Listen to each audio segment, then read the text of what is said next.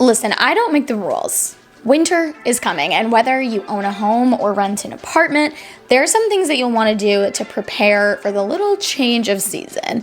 Just like you would do spring cleaning, you should be doing fall prepping. If you're new here, I'm Claudia. I'm a realtor in Chicago, and today I want to share 8 things you should do to prep your home or apartment for the winter. This is a list that I send to my clients each year, so I figured, why wouldn't I just share it with everyone? So let's begin. Number 1, clean your grill. This is probably the most relevant checklist item, no matter if you rent or own. Lots of people have an outdoor grill that of course gets used during the warmer months, but most people just kind of like throw their grill cover on at the end of the season and call it a day. But what you should do instead is clean your grill before the season ends, rather than wait until the start of the next summer to do it. If you don't know how to clean your grill, I'm going to link the video that I'm showing here that was shared by Home Depot, as well as a link to a step-by-step process they wrote out in the description box. Number 2, reverse your ceiling fans. Embarrassingly, I only recently learned how to do this. As I'm sure you know, heat rises. So in the winter, when your heat is on, it's going to travel upwards towards your ceiling. But if you have ceiling fans, what you should do, there's probably a little switch where you can flip the switch to reverse the direction that they spin. So when you do this, the fan will push the hot air down to help keep the heat more consistent in your home/apartment. And if your heat is more evenly distributed, you can hopefully use less heat and save money on your gas bill. Number 3, have your HVAC serviced. This is one of those things that everybody should have done at least once per year. If you're a homeowner, this is your responsibility. If you're a renter, you should contact your landlord if they haven't sent someone out to do this yet. It's relatively inexpensive, but it's important to know your furnace is functioning properly so you're not stuck without heat in the dead of the winter and being one of hundreds of service calls that HVAC techs will be making during that time. If you're a renter and you're afraid to contact your landlord to ask if they have had the unit serviced or plan to, don't be. This is something that can impact your safety in the winter.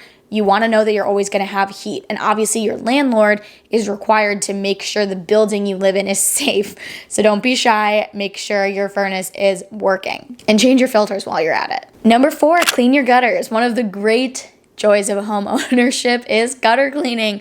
Obviously, fall is in full swing, and we are going to be getting dropping leaves and branches, and you want to make sure your gutters are clear so water can flow freely where it's supposed to. If not, it can cause leaks, ice dams, and damage to your home, which we do not want. If you're a renter, it's unlikely that this is something you will have to deal with unless you notice the gutters around your building are clogged and not being taken care of. This is one of the lucky parts of being a renter. Number 5, get your winter tools ready.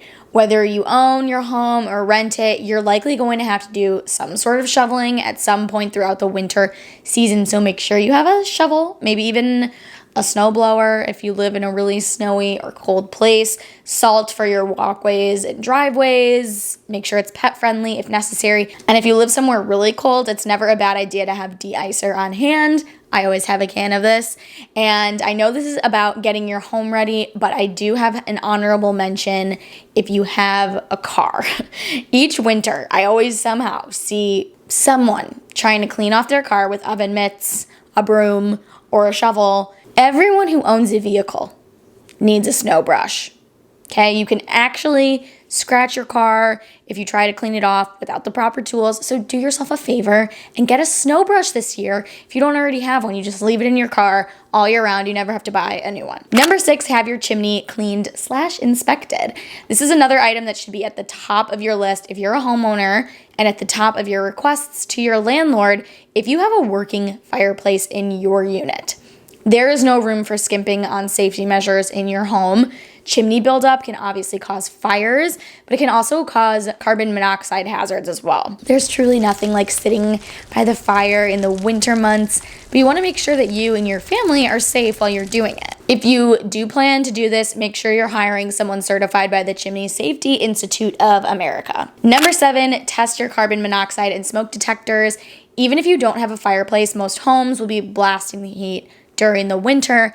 Hopefully you had your furnace inspected to avoid any potential leaks.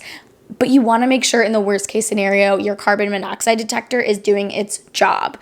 I recommend every single homeowner replace their carbon monoxide and smoke detectors when a home changes hands. So if you skipped that step or forgot in the chaos of buying a home, now is the time to do it.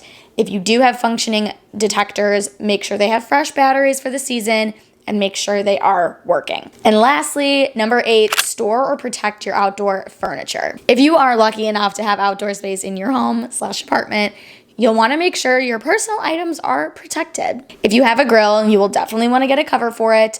For gas grills, you want to shut off the main valve and disconnect the propane tank from your grill's gas line. And if you have the ability to bring your patio furniture and cushions inside, that's the best thing you can do for its longevity. But if not, Amazon has some pretty affordable patio furniture covers that will do the trick that I will link in the description box. So that is it for today. Short and sweet. I hope you enjoyed this video. If you did, make sure to give it a thumbs up. Subscribe if you're not already, and leave a comment if you do these things, if you learned something new today, if there's something that I didn't mention that you do every year to prep your home for winter. I would love to know in the comments. Thank you so much for watching, and I'll see you in my next video.